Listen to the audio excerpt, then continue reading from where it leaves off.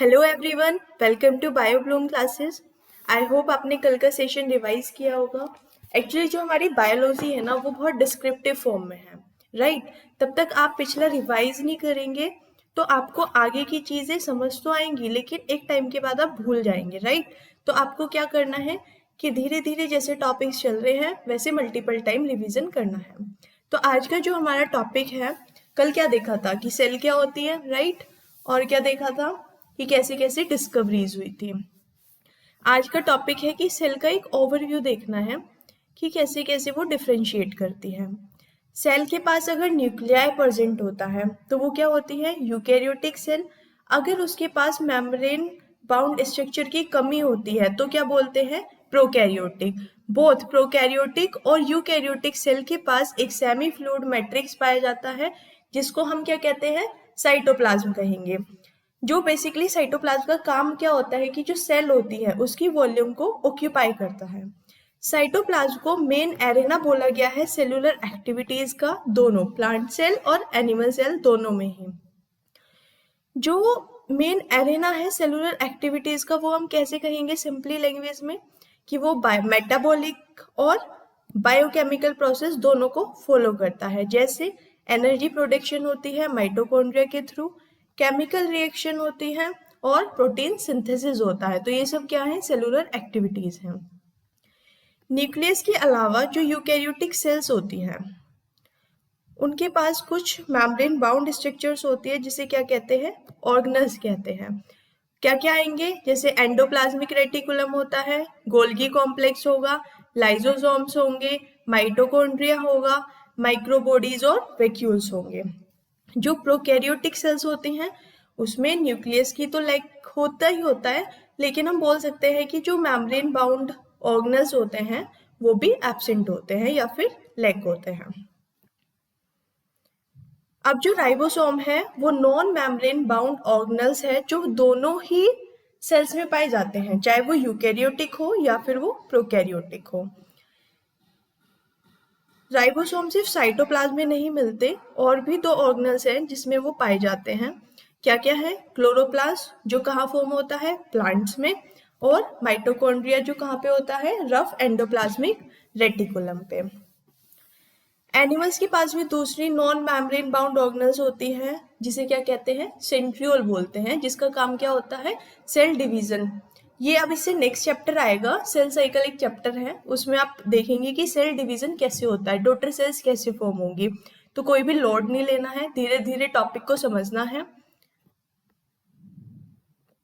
अब जो सेल होती है उसकी साइज, शेप और एक्टिविटीज डिफरेंट होगी या फिर वेरिएशन शो करेगा।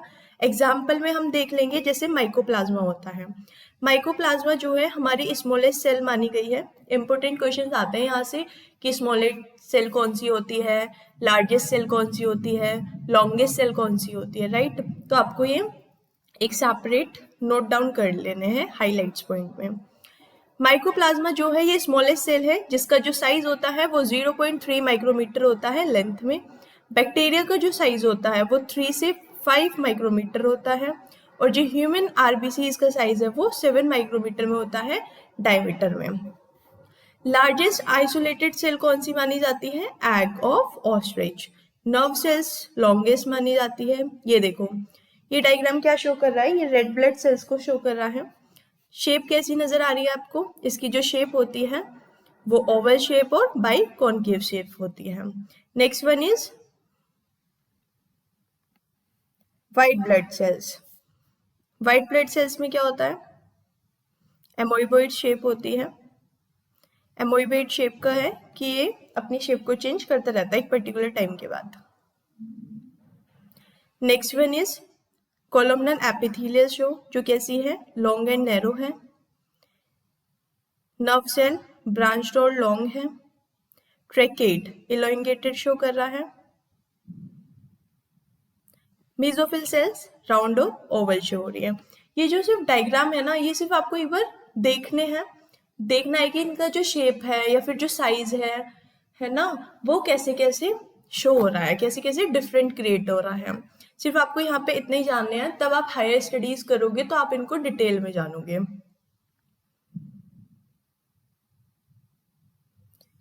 अब हमने एक सेल का ओवरव्यू देख लिया, वहां पे क्या देखा था, एक छोटा सा सेंस आई थी कि जो प्रोकैरियोटिक होते हैं उसमें lack of membrane bound organelles और न्यूक्लियस होता है, और यूकैरियोटिक में क्या होता है, मेम्ब्रेन बाउंड ऑर्गेनेल्स प्रेजेंट होते हैं। अब डिटेल में जानेंगे कि प्रोकैरियोटिक सेल्स क्या होती हैं। प्रोकैरियोटिक सेल्स में क्या क्या आएगा, बैक्टीरिया आता है, ब्लू ग्रीन एल्गी आएगी, माइकोप्लाज्मा आता है, पीपीएलओ आता है। PPLO that is pleuro pneumonia like organism. जो प्रोकैरियोटिक साइज की अगर बात करें तो वो स्मॉलर होता है as compare to eukaryotic cell. इसी वजह से ये मल्टीप्लाई जो करता है, जो इसकी ग्रो होगी वो भी फास्टर होगी growth as compare to eukaryotic sales.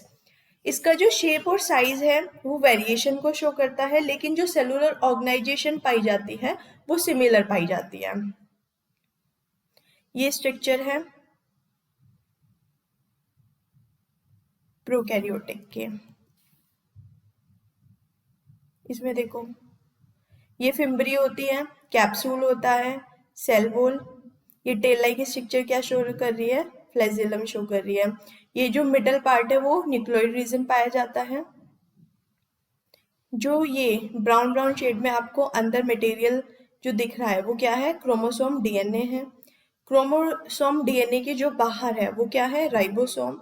Ribosome के आउटर लेयर सेल मेम्ब्रेन की आउटर लेयर सेल वॉल की आउटर लेयर कैप्सूल। ज्यादातर जो प्रोकैरियोट्स होते हैं उसमें जो सेल वॉल सराउंडेड होती है वो किसके थ्रू होती है, सेल मेम्ब्रेन के थ्रू होगी। जो फ्लूइड मैट्रिक्स जो सेल में भरा हुआ है उसको क्या कहेंगे, साइटोप्लाज्म। कोई भी वेल डिफाइंड न्यूक्लियस प्रोकैरियोट्स में नहीं होता, ये आपको याद रखना है। जो जेनेटिक मटेरियल होता है वो नेक्ड होता है, नेक्ड मतलब कि आप उसको देख सकते हैं, लेकिन ये एनवेलप नहीं होता न्यूक्लियर मेम्ब्रेन के साथ। अगर हम जीनोमिक डीएनए की बात करें तो जो सिंगल क्रोमोसोम पाया जाएगा या फिर सर्कुलर डीएनए पाया जाएगा। बहुत सारे बैक्टीरिया होते हैं जिनके पास छोटा छोटा सर्कुलर डीएनए पाया जाता है जो जीनोमिक डीएनए के आउटसाइड कंटेन होता है। जो वो स्मॉल डीएनए होता है उसको हम क्या कहेंगे, प्लाज्मिड्स। प्लाज्मिड डीएनए जो है इसमें कुछ यूनिक फिनोटाइपिक कैरेक्टर्स होते हैं बैक्टीरिया के लिए। अब जो फिनोटाइपिक कैरेक्टर्स होंगे वो क्या होंगे, जो आउटर अपीयरेंस को शो करते हैं। कुछ कैरेक्टर होते हैं जो रेजिस्टेंस होते हैं एंटीबॉडीज की। रेजिस्टेंस टू एंटीबॉडीज मतलब जो माइक्रो ऑर्गेनिज्म है उनके पास एबिलिटी होती है सर्वाइव करने की और ग्रो करने की even in the presence of antibiotic drugs. कुछ कैरेक्टर्स हो गए जो रेजिस्टेंस टू एंटीबॉडीज होते हैं। जो प्लाज्मिड डीएनए है वो बैक्टीरिया को मॉनिटर करता है जिसकी वजह से वो ट्रांसफॉर्म हो जाता है फॉरेन डीएनए में।